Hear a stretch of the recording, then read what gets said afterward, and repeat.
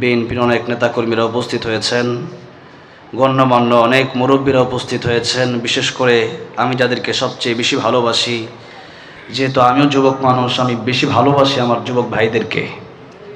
যেহেতু আমার যুবক ভাইদের মাধ্যমেই, আমার ভাই বলতেছিলেন যে আমাদের যুবক ভাইদের মাধ্যমেই এদেশে স্বৈরাচারের পতন ঘটেছে। এই পতনটাকে, এই যে পতনটা ঘটছে, দেশের পরিস্থিতি এখনো স্বাভাবিক হয় নাই। স্বাভাবিক হলে আমি মাগরিবের পর চলে আসতে পারতাম।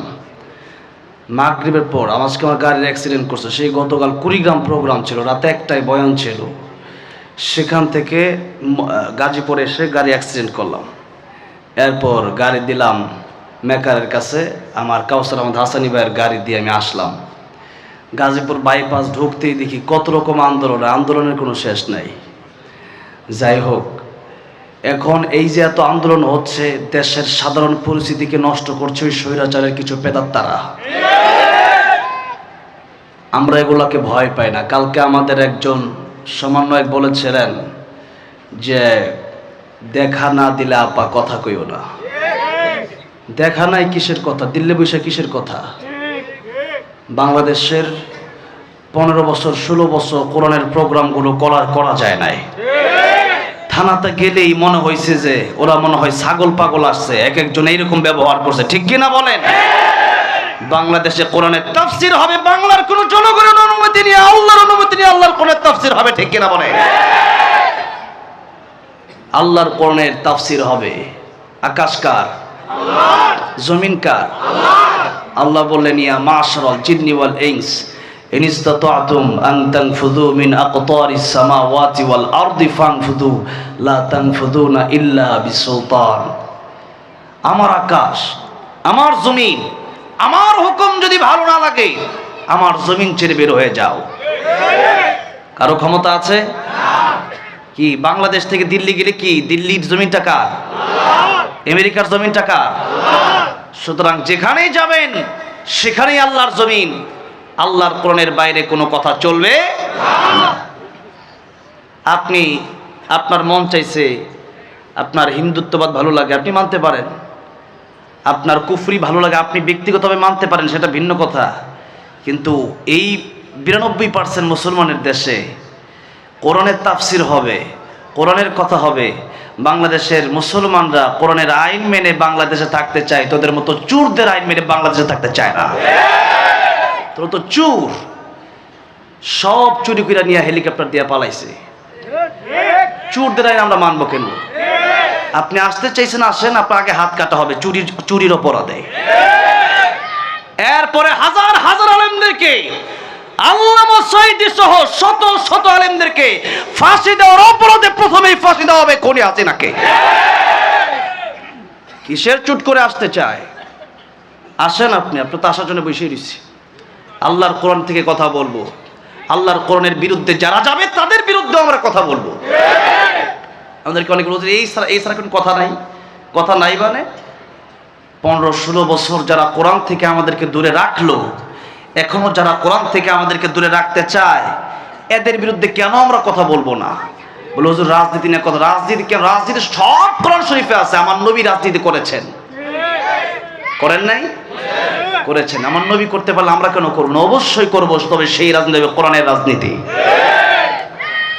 আলোচনার শুরুতেই আমরা মহান রব্বুল ইজ্জত ওয়াল জালালের আলিশান দরবারে শুকর আদায় করছি যে মহান রব্বুল আলামিন আমাদেরকে এত সুন্দর একটা পরিবেশে, মনে হচ্ছে ঘরের ভিতর বসে আছি। আলহামদুলিল্লাহ বলি, জোরে বলি আলহামদুলিল্লাহ।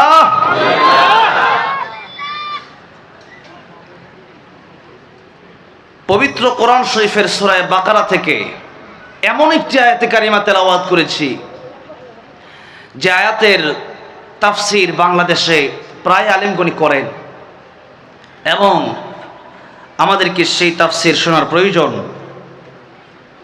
আল্লাহ বললেন কাইফা তাকফুরুনা বিল্লাহ,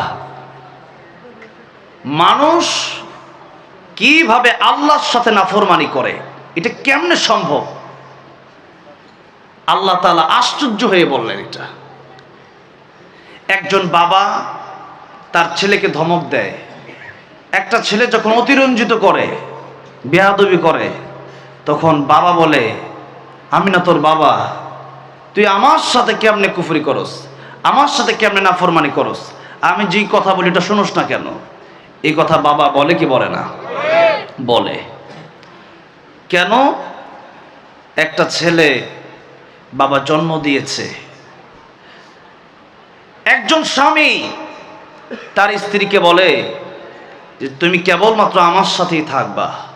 কোনো স্ত্রী যদি স্বামী ছাড়া অন্য কোনো ছেলের সাথে ঘোরাফেরা করে কোনো পার্কে গিয়া, ওটা যদি স্বামী দেখতে পারে, আপনারা কি বলেন কোনো ভালো স্বামী খুশি হতে পারে? খুশি হতে পারে না। একজন স্বামী একজন স্ত্রীকে বিয়ে করার কারণে, সেই স্বামী যদি স্ত্রী যদি অন্য ছেলের সাথে হাত ধরার কারণে সেই স্বামী যদি নারাজ হয়ে যায়, যেই বান্দাকে আল্লাহ তাআলা নুতফা থেকে নাপাক পানি থেকে সৃষ্টি করলেন, সেই বান্দা যদি আল্লাহর সাথে নাফরমানি করে, বলেন আল্লাহ কষ্ট পায় কি পায় না? একজন স্ত্রী যদি অন্য একটা ছেলের সাথে ঘোরাফেরার কারণে তার স্বামী কষ্ট পায়, দুনিয়ার কোনো মানুষ যদি আমার আল্লাহ তার রিজিক দেয়, আমার আল্লাহ তারে খাবার দেয়, আমার আল্লাহ তাকে নিয়ামত দিচ্ছেন, ওয়া ইন তাউদ্দু নি'মাতাল্লাহি লা তুহসুহা, পরতে পরতে আল্লাহর নিয়ামত আমরা গণনা করে শেষ করতে পারবো না। এত নিয়ামত আল্লাহ আমাদেরকে দিলেন। সে আল্লাহকে বাদ দিয়া যদি কোনো পীরের পায়ে কেউ সেজদা করে, কোনো মাজারে কেউ সেজদা করে, কোনো গাছকে কেউ সেজদা করে, কোনো মূর্তিকে কেউ সেজদা করে, তাহলে বলেন আমার আল্লাহ সবচেয়ে বেশি কষ্ট পায় কি পায় না?